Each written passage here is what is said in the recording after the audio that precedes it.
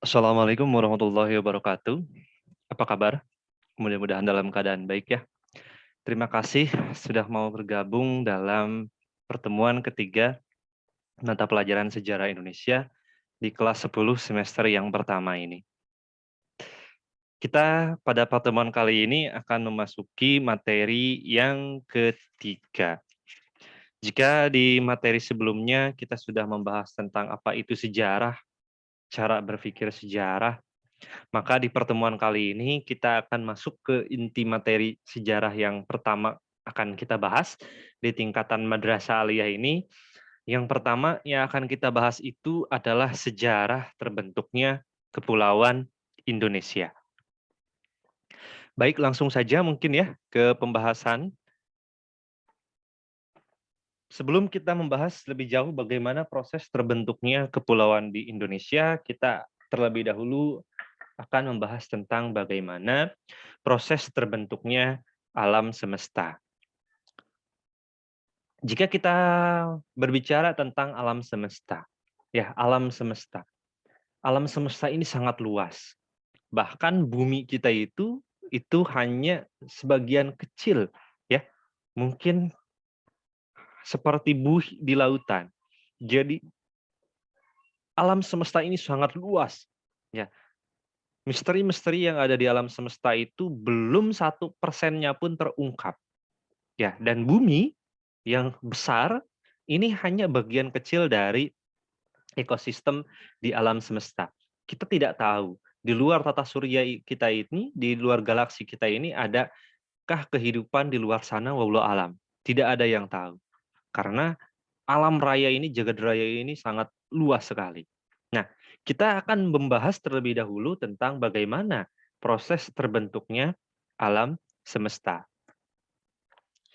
Jika kita ingin membahas bagaimana penciptaan alam semesta ini, maka ada salah satu teori yang menarik yang bisa kita ajukan sebagai salah satu referensi yang mengantarkan kita untuk mengetahui bagaimana awal mula alam semesta ini terbentuk.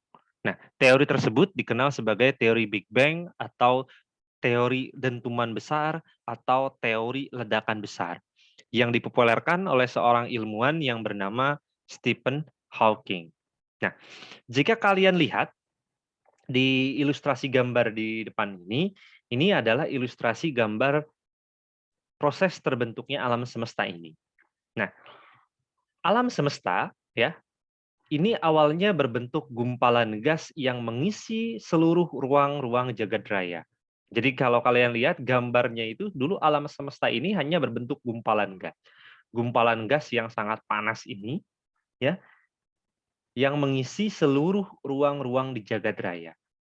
Kemudian gumpalan-gumpalan gas tersebut ini meledak ya dan menghasilkan dentuman yang sangat dahsyat. Jadi secara tiba-tiba menurut teori Big Bang ini ya, gumpalan gas itu akhirnya meledak dan menghasilkan sebuah dentuman yang sangat besar. Nah, ledakan dari gumpalan gas tersebut ini akhirnya membentuk beberapa energi, di antaranya energi proton, ya, neutron, dan elektron. Sehingga ya energi-energi ini pun ya kemudian menimbulkan gelombang atau maaf menimbulkan gelembung ke seluruh penjuru dan membentuk galaksi, bintang, planet dan lain-lain. Nah, prosesnya jika kita perhatikan di gambar ya, ketika proton dan neutron ini terbentuk, proton, neutron dan elektron terbentuk, akhirnya membentuk sebuah gelombang dan menyebar ke seluruh penjuru alam semesta ya, menyebar ke seluruh penjuru dan akhirnya selama 100 ya, 100 juta tahun dan akhirnya selama 100 juta tahun ini terbentuklah galaksi, bintang, planet, ya, ataupun bisa dikatakan satelit-satelitnya, bulan dan sebagainya ini terbentuk. Berproses kurang lebih selama 100 juta tahun.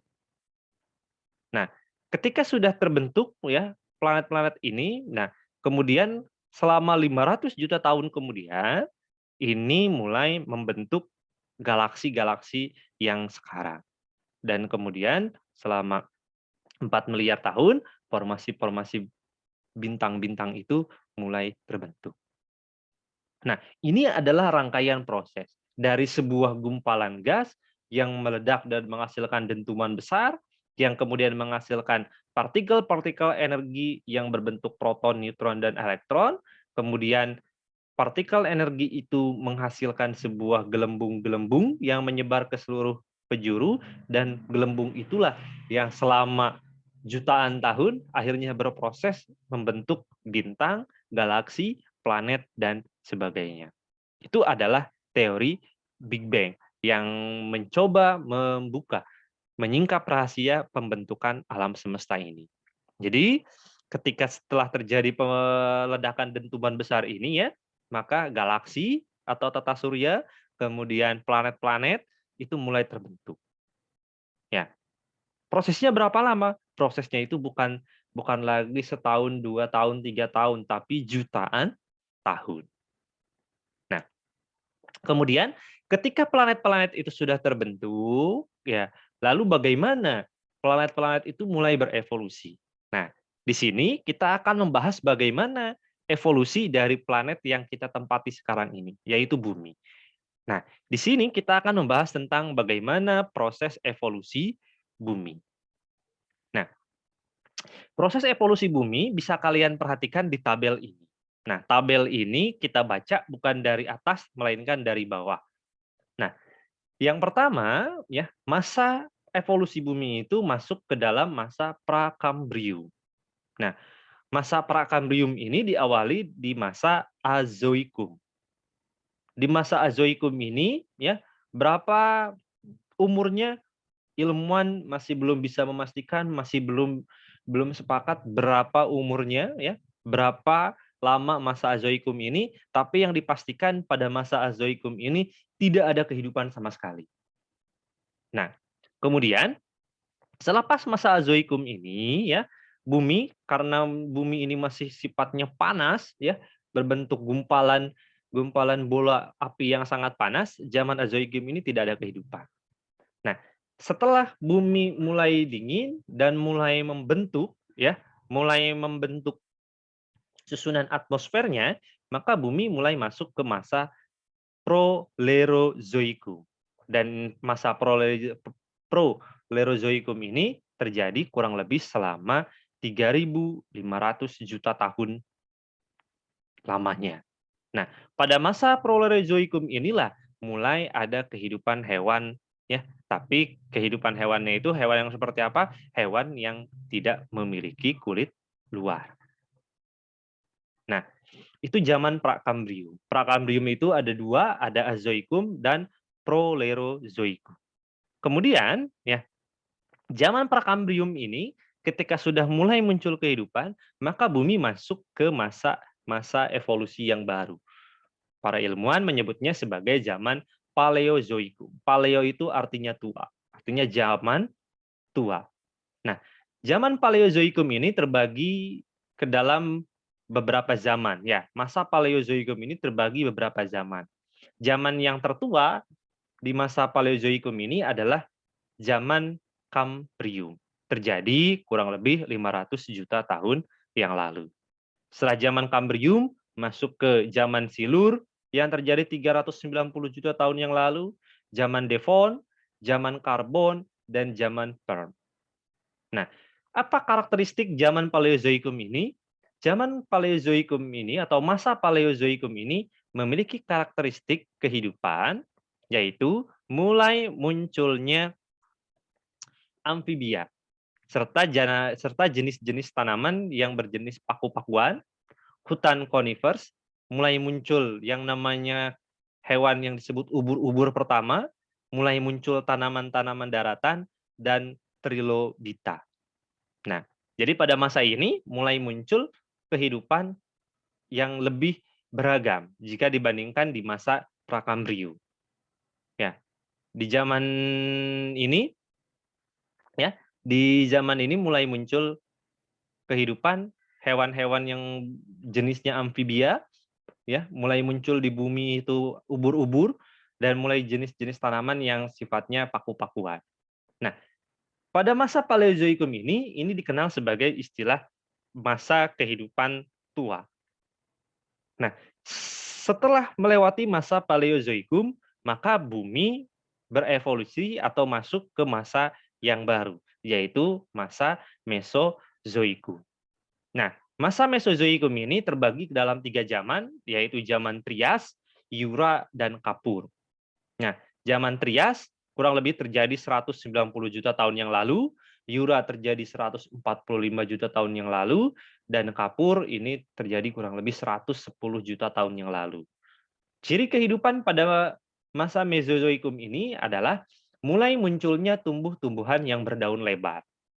Jika kita perhatikan ya, kalau kalian dari kelas IPA misalnya, tentu paham kenapa ada jenis tumbuhan yang berjenis paku-pakuan, yang berdaun sempit, dan ada jenis tumbuhan yang berdaun lebar.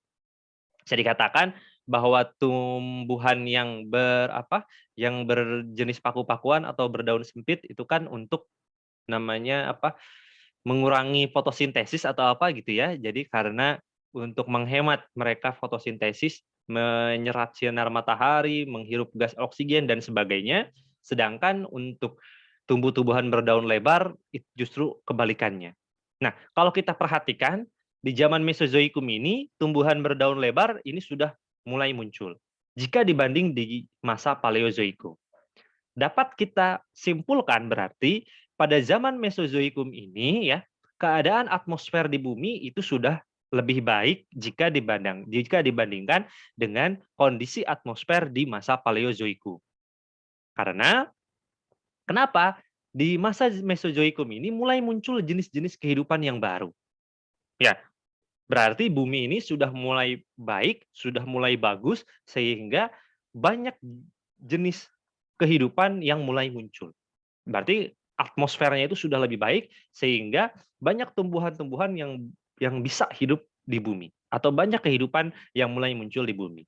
Contohnya lagi, selain mulai muncul tumbuhan berdaun lebar, ya kehidupan-kehidupan hewan-hewan berjenis burung, hewan menyusui pertama atau mamalia, Angiospermae dan padi-padian ini mulai muncul di masa Mesozoikum ini. Ini artikan bahwa bumi di masa Mesozoikum ini sudah lebih baik kondisinya. Kondisi atmosfernya sudah baik, kondisi iklimnya sudah lebih baik. Sehingga mulai muncul kehidupan atau varietas kehidupan yang lebih beragam. Nah, selepas masa Mesozoikum, maka bumi masuk ke zaman atau ke masa Neozoikum. Nah, masa Neozoikum ini terbagi ya ke dalam 2 zaman. Yang pertama ini adalah zaman tersier ya, dan yang kedua adalah zaman kuarter. Nah, zaman tersier ini terbagi lagi menjadi zaman Eosin 70 juta tahun yang lalu, Oligosen 42 juta tahun yang lalu, Miosen 20 juta tahun yang lalu, dan Pleistosen 16 juta tahun yang lalu. Sedangkan pada periode kuarter ini terbagi menjadi zaman Pleistosen atau Diluvium dan zaman Holosen atau Aluvia. Ini terjadi lebih dekat baru 2,5 juta tahun yang lalu. Apa ciri kehidupan di masa Neozoikum ini? Cirinya ini adalah mulai munculnya kehidupan yang lebih beragam lagi jika dibandingkan zaman Mesozoikum. Yaitu kehidupan manusia pertama di bumi ini muncul pada periode atau pada masa Neozoikum ini. Ya.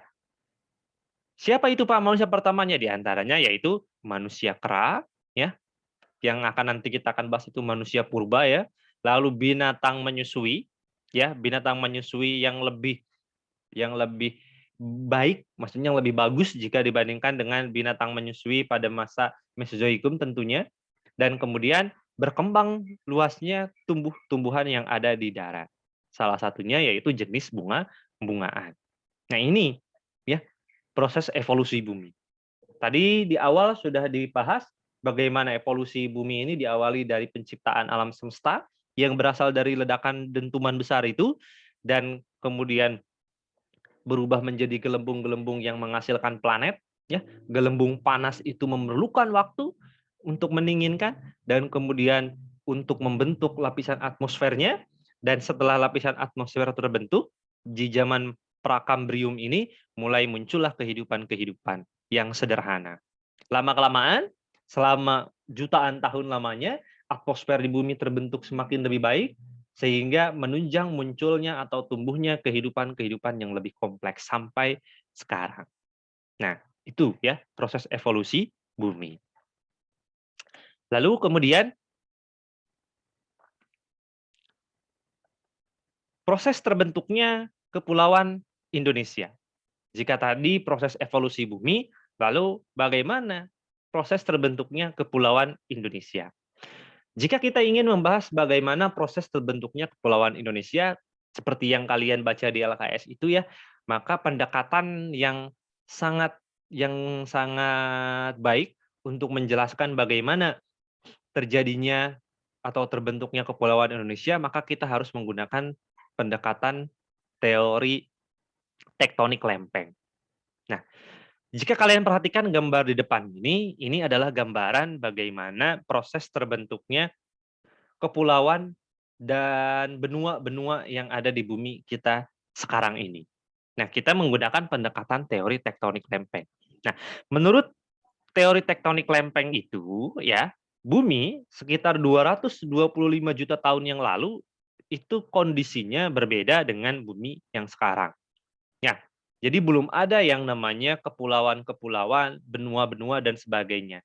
Menurut teori tektonik lempeng, hanya ada satu benua yang disebut sebagai benua Pangea, sekitar 225 juta tahun yang lalu. Nah, lama-kelamaan, ya, kurang lebih sekitar 75 juta tahun prosesnya ini, maka mulai muncullah daratan-daratan yang baru. Nah, daratan yang baru ini Pangea, Pangea ini kepulauannya ini bergerak. Kerak buminya itu lempeng tektoniknya bergerak, bergerak terus sepanjang tahun, berproses selama 75 juta tahun, ya, berproses selama 75 juta tahun sehingga menghasilkan daratan yang baru, yaitu ya daratan Laurasia dan Gondwana. Nah, ini berproses. Jadi dari benua Pangea akhirnya terbagi menjadi daratan Laurasia dan Gondwana. Terjadi selama kurang lebih 75 juta tahun. Jadi selama 75 juta tahun itu ya, lempeng tektonik ini bergerak dari benua Pangea bergeser, bergeser, bergeser, bergeser, dan tiba-tiba satu pulau Pangea ini, benua Pangea ini akhirnya membentuk benua-benua yang baru ini. Nah, kemudian ternyata proses pergerakan lempeng tektonik itu tidak selesai atau belum berhenti. Nah,